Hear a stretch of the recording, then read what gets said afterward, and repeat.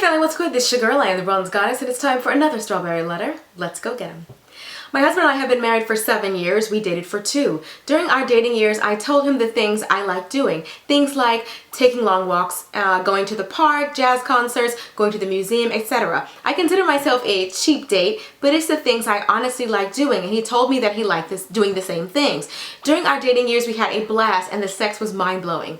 Hope that wasn't too personal, LOL, girl, okay? Anyway, he asked me to marry him, and I was over the moon and in love, so of course I said yes. We decided to buy a home together, and we got married in our home. After about 5 years, I noticed that he started working more and spending less time with me, or should I say on us. We barely go anywhere together anymore, and the sex is literally gone. I've talked to him about it, we've argued about it, we've even been to counseling, and he keeps using the same excuse. He's just tired after working so much. Just recently, he took a week-long vacation because he said he needed a break from work. I tried to talk to him during this time off, and still nothing. He tells me that he has to be in the mood to talk. One day, after constantly trying to get him to open up to me, he told me that the doctor told him he had erectile dysfunction.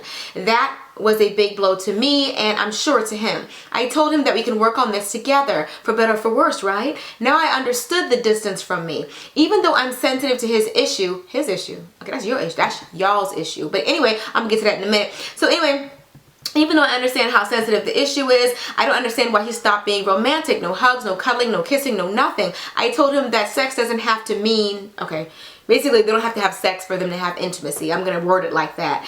Anyway, I don't know what else to do. I feel alone in my marriage. Yes, I have told him this. I'm pretty open about my feelings. I told my husband I feel more like a roommate than his wife, and it keeps falling on deaf ears. Like I said, this has been going on for 2 years, and I'm ready to make a move. I'm tired of fighting for someone that doesn't seem to be fighting for me or for us. When I say that I'm leaving, he tells me he loves me. I'm going to go ahead and summarize this after this. Basically, she's upset because the romance is gone, and it's been 2 years that she's been trying to get him to open up and to try to get more intimacy in her marriage. She says that she knows this is a different kind of strawberry letter for me, but she hopes that I do it anyway. I am.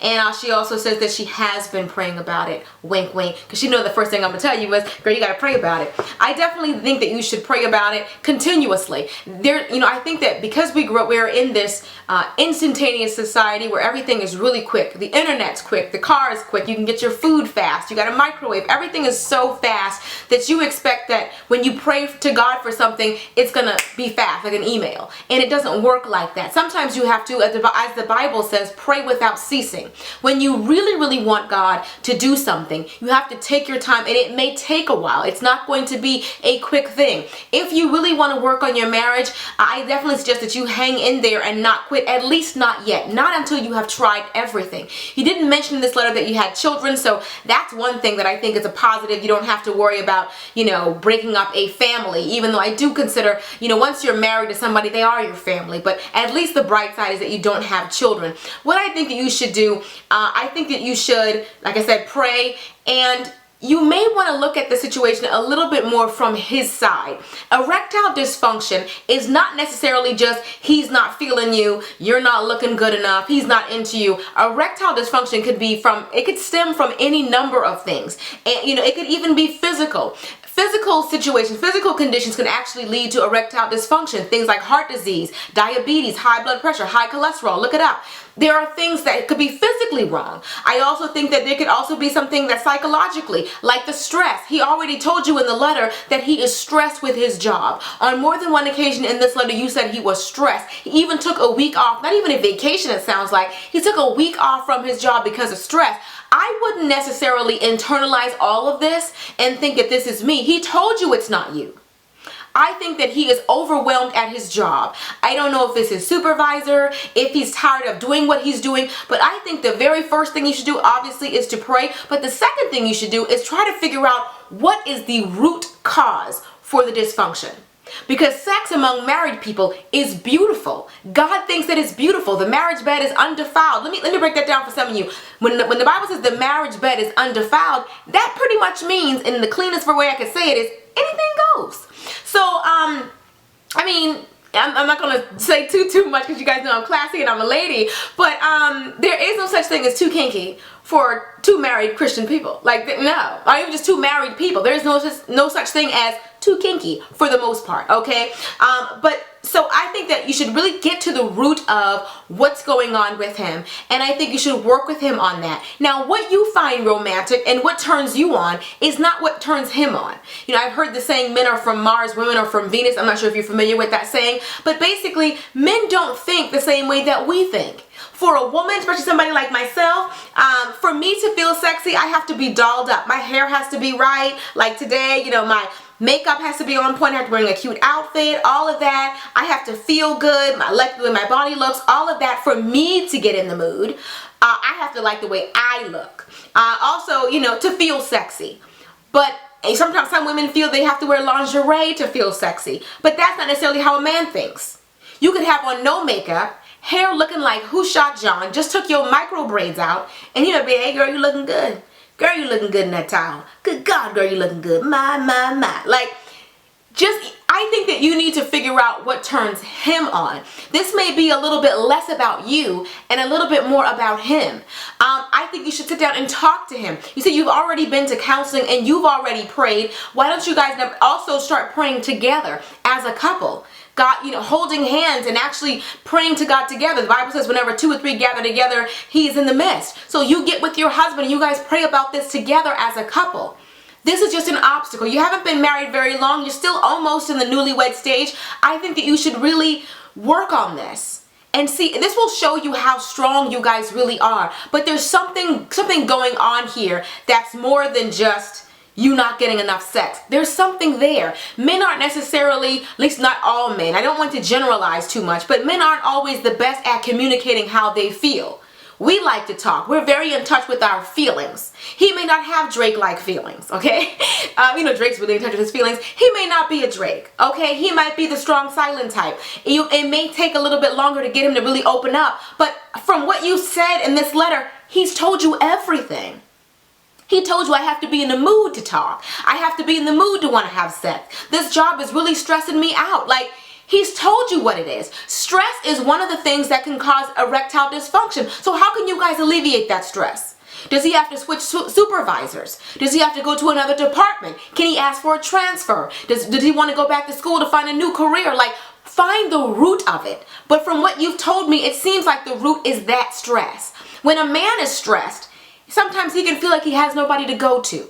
You as the woman, when you're stressed, you got your girlfriends, you go to your man, and you have people you can talk to. But men, they like to feel like they got it. I got it. I can handle it.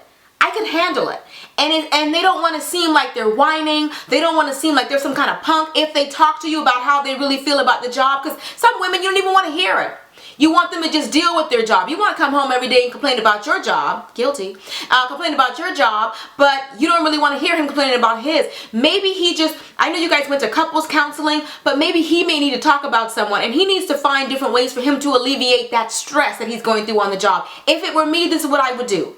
I would start praying together as a couple.